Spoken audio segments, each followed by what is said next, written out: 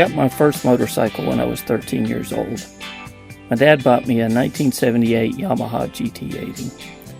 I don't remember any formal lessons on learning to ride the thing. The best I remember, my dad said, here's the clutch, here's the throttle, the brakes are here and here, shift there, and the alley's 2 houses down. In fact, I learned to ride the motorcycle by running it up and down the alley beside our house. At the age of 14, I got my license to ride on the street. I was now free to escape the alley and roam the streets of Blytheville, Arkansas. Having my license made the small town of Blytheville seem even smaller, as I could reach the far corners of our little town. Soon I became bored with the streets of Blytheville and wanted to explore further out. One day I got the idea to go on a road trip.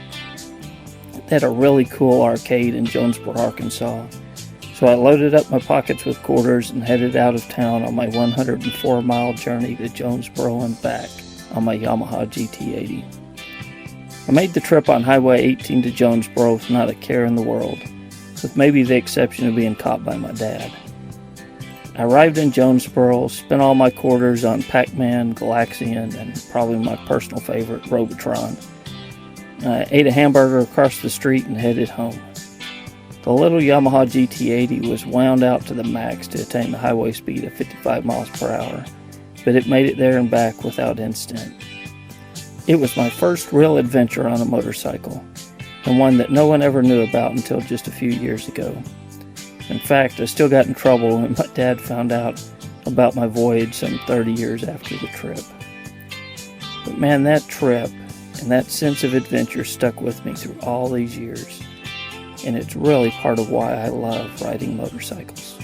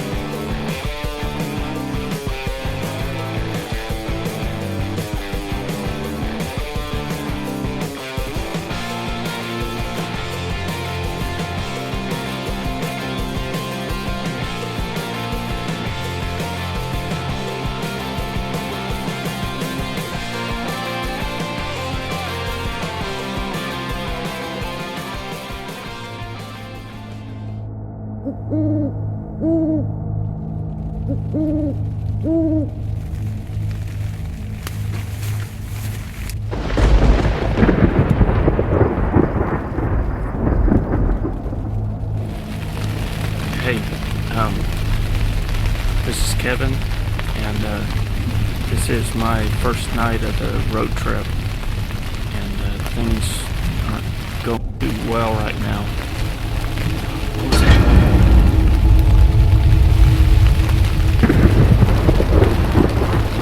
So if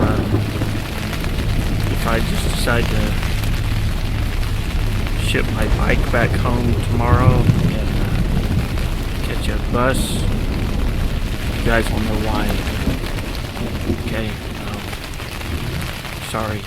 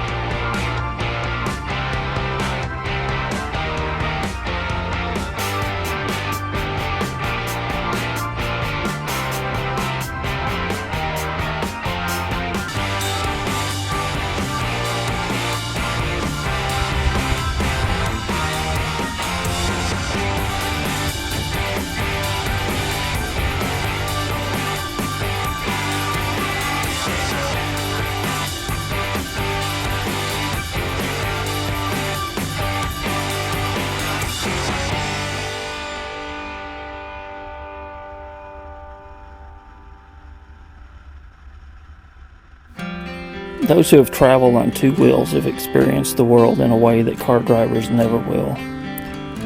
Driving in a car separates you from the environment that you're in. There's glass and metal that separate you from the experience. In fact, the world is framed by glass and the chrome trim on the front windshield. The elements are tamed by the controls of the thermostat, and the smells of the road are filtered before ever reaching you. A car driver is not a participant in their environment. They are just a passive observer. On a motorcycle, it's totally different. The world is not framed by metal and glass. It's an all-encompassing sensation. If it's hot outside, you sweat. If it's cold, you better bundle up. The asphalt blurring by below at your feet can be touched merely by stretching out your leg. The smells of the road enrichen the experience and give credence that you are really there. Travel by motorcycle does include some extra risk. But like many things in life, without risk, there's not much gain. That's why I love to ride a motorcycle, to experience the world that God has created, and for a brief moment in time, experience all it has to offer.